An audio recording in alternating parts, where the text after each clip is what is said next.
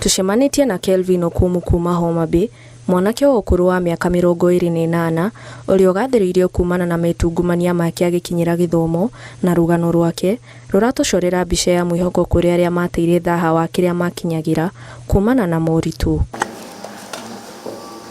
Matanya ma Kelvin marĩ gũtuĩka mũrigitani, na kĩgeranio-inĩ gĩake gĩa KCPE egwatĩire grade ya B+ na agĩtwo thukuru-inĩ wa Kenyatta University gũthomera kothi ya Bachelor of Science in Population Health kuma mwaka wa 2025.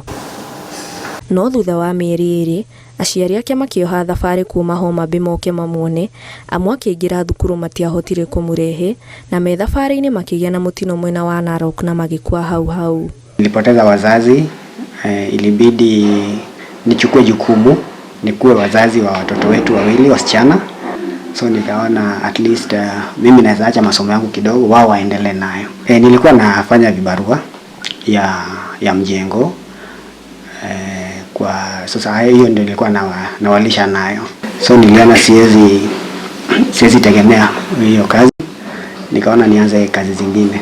Rĩrĩa aciari ake makuire, mũtũrĩre ũkĩritũha makĩria, kuona na andũ ao matingĩahotire kũmathomithia, na haha niho atigĩire mathomo make na akĩambĩrĩria cibarua, thutha ũcio agĩtuĩka mũrangĩri mwena wa Kahawa West. Haijakuwa rahisi sana kwa sababu uko na group work, uko na some assignments, uko na field trips, na katika hiyo wakati yenye wazazi waliaga au kuwa na kitu yenye unaweza sema unaweza jishikilia kwa hii, ilikuwa ile msingi sikuwa nayo yenye inanisaidia kuwalea hawa watoto wetu.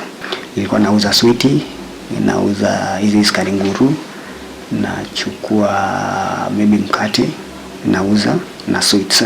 Mwaka-inĩ wa 2020, rĩrĩa bũrũri wagũmĩirwo nĩ mũrimũ wa COVID-19, mũtũrĩre ũkĩritũha makĩria, no arĩ na nyota wa gũcokereria mathomo-inĩ, na akĩambĩrĩria gũcaria wĩra hakuhĩ na Kenyatta University nĩguo agathomaga akĩrutaga wĩra, na haha niho eyaririe kũrĩ ĩmwe ya kambuni ya gũthambia thukuru-inĩ ũyũ, na makĩmũhe mweke ũcio.